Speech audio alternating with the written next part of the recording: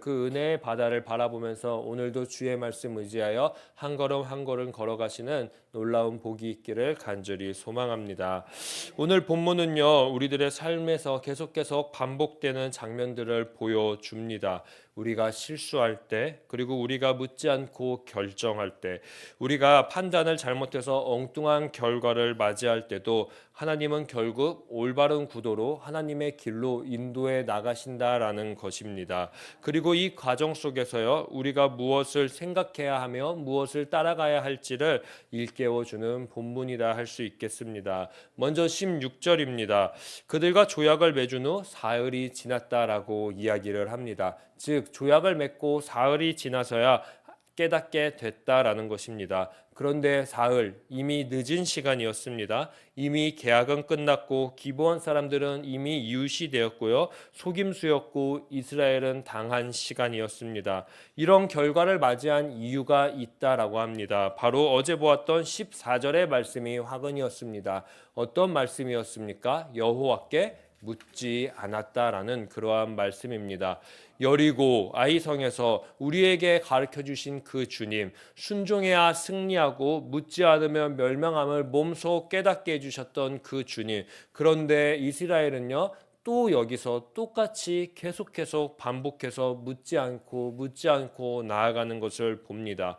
왜요? 기브온의 문제는요, 또 쉬웠나 봅니다. 너무 평범해 보였나 봅니다. 너무 당연해 보였나 봅니다. 그러니 사람의 판단으로, 사람의 생각으로 쉽게 빠르게 결정한 것입니다. 14절, 이 소식을 접한 백성들은요, 어떻게 합니까? 원망합니다. 지도자들은 원망합니다. 당연합니다. 당연한 결과입니다. 백성들은 알고 있었습니다. 물음의 결과와 묻지 않음의 결과를 말이죠. 왜냐하면 늘 지도자들의 결정 때문에 가장 피해를 보는 것이 백성이었기 때문입니다. 족장들의 약속이 어떠한 결과를 가져올지 모르니까, 두려우니까 원망할 수밖에 없는 것입니다. 이스라엘은 속았습니다. 지도자들은 실수했습니다. 백성들은 불평하고 있습니다. 그러나 이 상황 가운데에서 하나님께서는요, 반전을 일으키십니다. 사람의 실수보다 크신 게 바로 하나님의 은혜입니다. 잘못된 선택조차도 하나님은요, 하나님의 언약을 드러내는 재료로 오늘 사용하고 계신다라는 것입니다. 18절에서 19절을 보게 되면요, 족장들이 맹세했던 내용이 사람의 말이 아니라 여호와의 이름으로 맹세한 맹약 언약이다라고 이야기합니다. 하나님은요, 사람들이 한 약속이라도 할지라도 그 약속 안에 하나님의 이름이 들어가면, 그 약속 안에 하나님이 개입을 하게 되면요, 그 언약을, 그 맹약을 지금 존중하는 것을 보게 됩니다. 하나님의 이름이 걸린 맹세는요, 단순히 인간의 실수가 아니라 하나님이 이끌어 가야 할, 하나님이 이루어야 할 하나님의 성품이 반영된 문제가 되기 때문입니다. 그러므로 죽일 수 없었던 것입니다. 왜냐? 하나님은 신실하신 분, 하나님은 언약을 파기하지 않는 분, 하나님은 약속한 것을 이행하시는 거룩한 하나님이시기 때문입니다. 그렇다면 이제 질문이 생깁니다. 이스라엘은 분명히 당했는데 그러면 기브온 사람들을 죽이지 않고 어떻게 해야 하는가라는 그러한 문제 말입니다. 왜냐하면 고대 근동사회 가운데에는 나쁜 짓을 했으면 당연히 그 나쁜 짓을 한 대로 그대로 돌려받아야 되는 문화가 있었습니다. 여호수아는 그 문화를 바탕으로 말하기 시작합니다. 23절, 너희가 대를 이어 종이 되어 나무를 패며 물을 깃는 자가 되라라고 이야기를 합니다. 겉으로 보면 참 저주처럼 들립니다. 엄청난 벌입니다. 왜냐하면 노예가 되는 것입니다. 이스라엘은 얼마 전에 이집트의 애굽의 종이었습니다. 종살이가 얼마나 힘든지 그 누구보다 잘 알고 있는 것이 바로 이스라엘 백성들이었습니다. 그런데 다시 이 삶을 누군가에게 이야기해주고 있는 것입니다. 너는 종이 돼야 된다. 너는 노예가 돼야 된다라고 말이죠. 그러나 이는요, 단순히 저주의 한 장면이라고만 볼 수가 없습니다. 하나님은 이들을 완전히 버리시지 않았기 때문입니다. 하나님은 기브온 사람들에게도 이제 개입하기 시작하십니다. 생명을 거두어 가시지도 않습니다. 징계 속에서도 은혜의 자리를 이제 마련하십니다. 그것이 바로 27절의 말씀입니다. 27절을 우리에게 이렇게 말합니다. 여호와께서 택하신 곳에서 회중을 위하여 여호와의 제단을 위하여 나무를 패며 물을 깃는 자들로 삼았다라고 이야기합니다.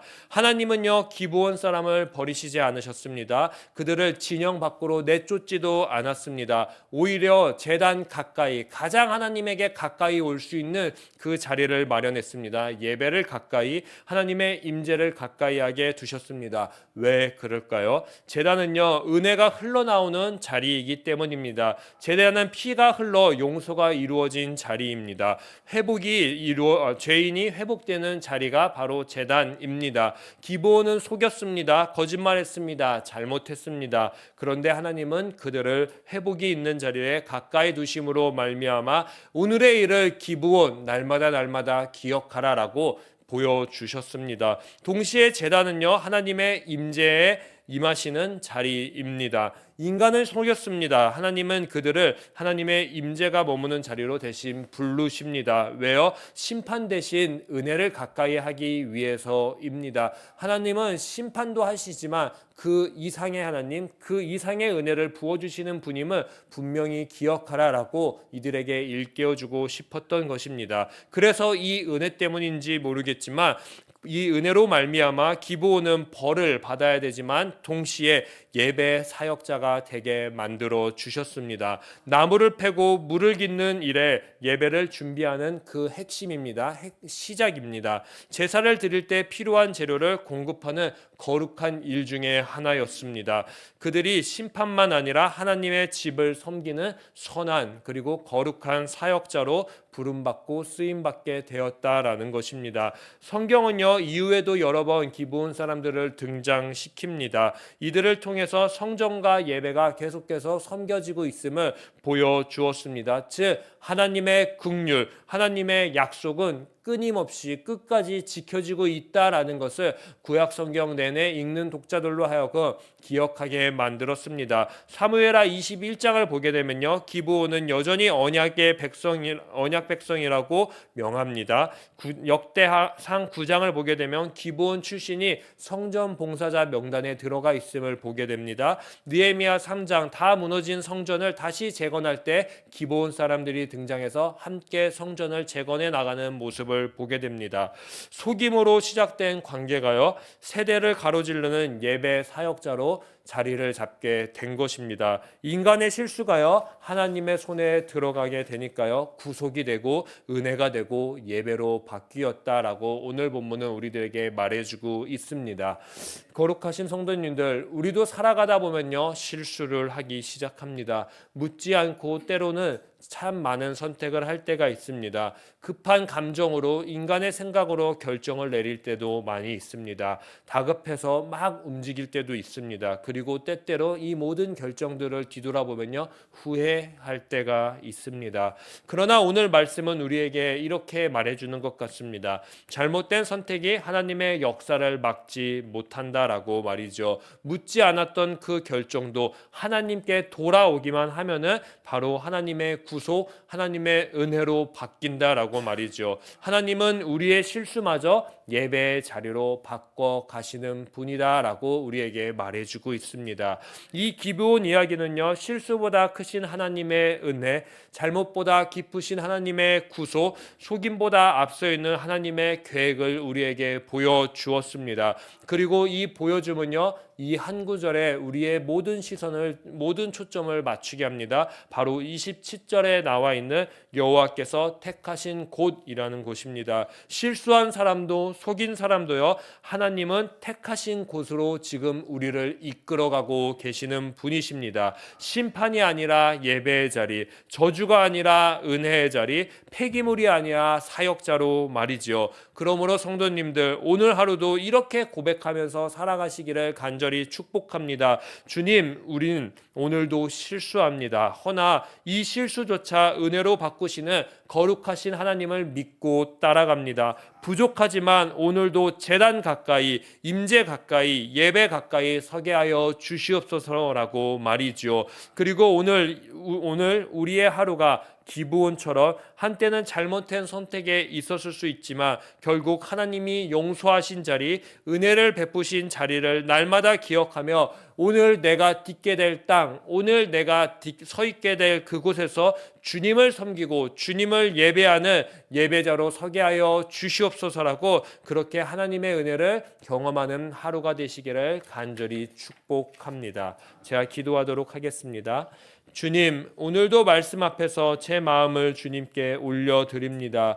우리가 묻지 않고 선택할 때가 참 많이 있었음을 고백합니다. 감정으로 움직이고 상황에 밀려 결정하고 때로는 실수를 통해 후회하기도 합니다. 그러나 하나님, 기브온을 버리지 아니하시고 오히려 제단 가까이 두셨던 그 은혜를 기억합니다. 우리의 실수와 잘못도 하나님의 손에 들리면요, 구석이 되고 예배가 되고 은혜가 된다는 사실을 믿습니다. 오늘도 우리의 발걸음을 여호와께서 택하신 곳으로 이끌어 주시옵소서. 제단 가까이, 임재 가까이, 예배 가까이 서게 하시고 오늘 하루 모든 순간 속에서 그 하나님의 거룩한 은혜를 경험하며 살아가게 하여 주시옵소서. 이 모든 말씀 예수님의 이름으로 기도합니다. 아멘.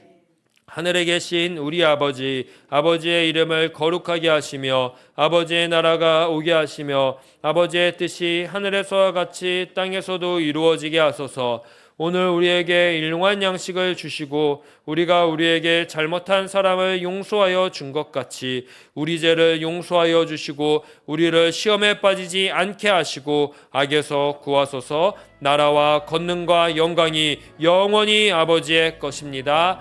아멘. 오늘 이 시간 합심해서 기도할 때 주님, 오늘도 실수 많은 우리를 제단 가까이, 임재 가까이 불러주심에 감사합니다.